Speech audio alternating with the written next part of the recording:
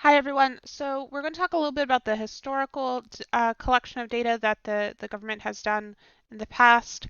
And then we're going to talk about something called the Data Bill of Rights, which isn't something that's actually been addressed in the US, but it's something that's a group of people have brought up in the past as a hope to add on to our Constitution and add on to our legalese here in the US as a way to kind of update the laws that we have and the expectations we have for laws for the what we call the information age. All right, so the first thing we're going to talk about here is that historical data collection. So there's some additional data collection we didn't talk about that the government does, and one of those is the census. Now, the census is really important. We're actually in a census year, which means that the government is trying to count all of the people in the US and trying to get a sense of who lives here and what racial ethnicities are there, what kind of distribution of the population exists, what kind of income levels, what kind of gender uh, distribution there is, in order to get a sense of what kind of representation we should have, but also to get a sense of what our population is in terms of what our interests might be and what kind of direction we might want to move in as a country. Now, the census is really, really important, and everyone should always participate in the census because of the importance it has on our national politics. But we can look at the census as a really interesting way in which we do data collection. Particularly this year, there's been a lot of fuss over the census in terms of whether or not it's safe for people to fill out and whether or not it's actually meaningful this year. Now, I would say that yes, it is always meaningful for people to fill out and to participate in the census. Again, it helps us with making sure we have appropriate representation in the US for our federal and state governments, so it's really important in that sense. But there are some people who would feel uncomfortable filling out census data, and this usually comes down to people who are immigrants and don't understand what the census is, or maybe they're concerned that the data they provide to the census might be used against them in some fashion. And this is a very important point because when we have people who are worried about the census being used against them in some fashion, such as maybe they're going to get deported from the country or otherwise, reprimanded for being of an ethnicity that the government is not currently fond of, uh, it's important to address those concerns and understand that this data could be used to do those things, even if that's not our intent. So there's a question about whether or not the government should collect this much data and what purposes does it have, as well as is there another way for us to get this data and also put in a little bit of security for the individual who's participating so that that data does not become one, identifiable as them, and two, used against them because of that identifiable nature of the data. The next thing we can talk about here is the IRS, and in case you don't know what that stands for, that is the Internal Revenue Service, which is essentially our tax collection agency here in the US. The idea behind the IRS is that they're going to keep track of the money you owe, and they're going to keep track of all kinds of financial information about you as an individual. This includes things that are what your job is, how much you make, how much you've contributed to your taxes throughout the year, as well as whether or not you're married and other factors that might impact your tax amount for the US, right? So there is also concerns about the IRS and how they handle this. So for those of you who haven't done taxes yet or haven't had to for whatever reason, uh, when you get to the end of a year, the end of a tax season, which usually happens about April here in the US, you have to make sure that you pay all of the taxes that you owe. Now, here in the US, we do require our citizens to basically fill out their own tax forms. The the IRS does not tell you how much you owe. They have all that data, they know how much you owe, but they won't tell you, right? You have to find that out for yourself, and then hopefully you give them the right amount. And if you don't, then they're going to send you a fine or possibly a bill or something. And that can become another problem on its own.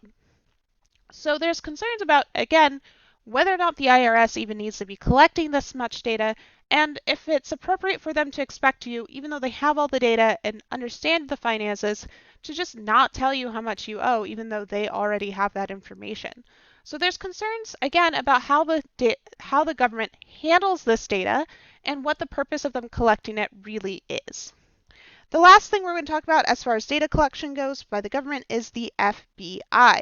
Now, the FBI, or Federal Bureau of Investigation, uh, has a lot of data that it keeps records of. It keeps track of things like terrorists or suspected terrorists within the US and abroad. It also keeps track of other kinds of data, such as the Federal Crime Database, as well as interacting with local officials for local crime databases. So they have a lot of data, particularly on the criminal backgrounds of individuals. Now, each one of these things might not seem so bad or so concerning on its own, but remember that these are all government agencies, and the government as a whole has access to all of this data. They have access to the census data, the IRS, and the FBI's data, and how that gets used within the government is really up to our legislation to say whether or not other agencies can use IRS data, for example, or other agencies can use FBI data, how much they can communicate. But again, the government as a whole entity does have all of this data, and it is possible for this information to get processed together in some fashion, and it is a concern for people who want to keep certain information about themselves private, or at least mostly private. As a result, there has been something presented in the past called the Data Bill of Rights. All right, so this comes off of basically a play on words of the original Bill of Rights that we have.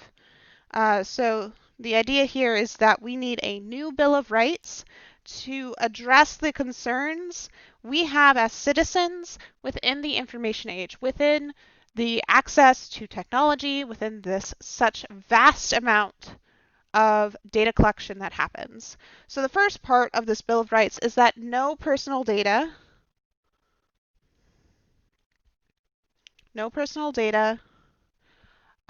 record keeping whose existence, so there should be no personal data whose record keeping is kept secret. So record keeping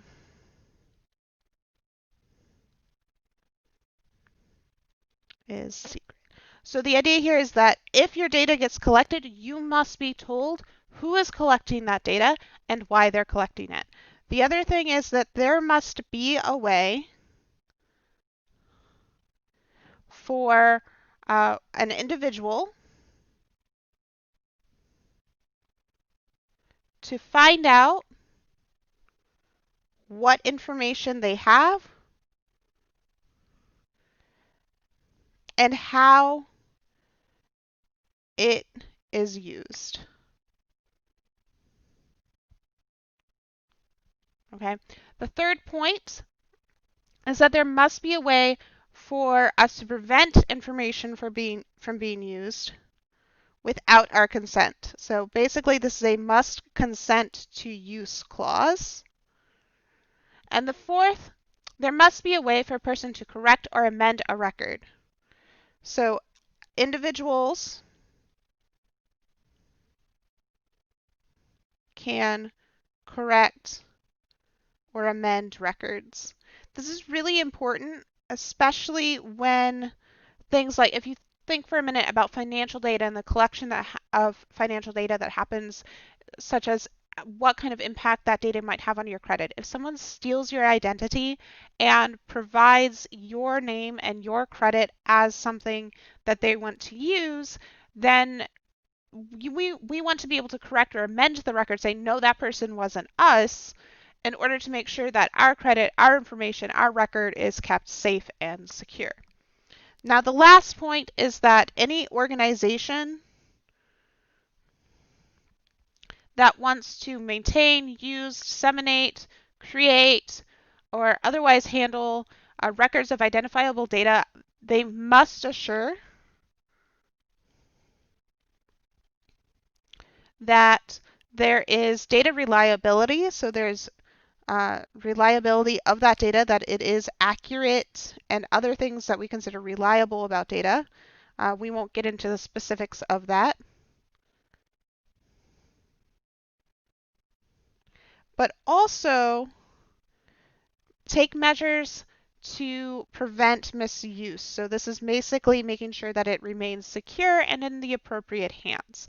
So this is the idea behind the Data Bill of Rights, and it should apply, according to those who presented it, it should apply to government agencies, but also to other organizations, whether private or public, that want to collect data in the US. So that would apply to social media, it would apply to your cell phone company, it would apply to your credit card company, or any other institution that might want to collect your data.